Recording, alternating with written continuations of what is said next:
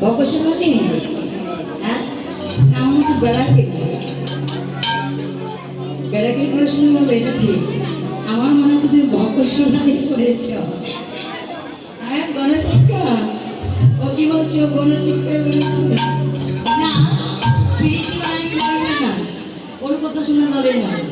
ওর কথা শুনে সারে সর্বনাশ প্রীতি বানানটি কি পয়সারি প্রি রসকারি তৈসারি প্রি এলো প্রীতি এরা বলুন তো বাবা প্রীতি সর্বপ্রথমে কার সঙ্গে হয়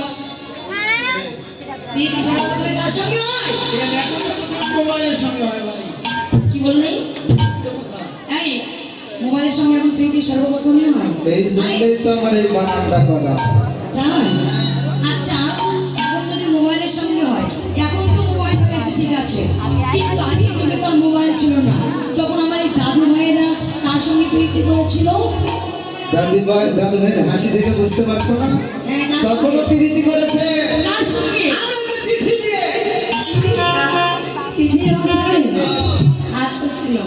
ওরা বলছে প্রীতি নাকি সর্বপ্রথম এটা মোবাইলের সঙ্গে চিঠির সঙ্গে হয় কিন্তু না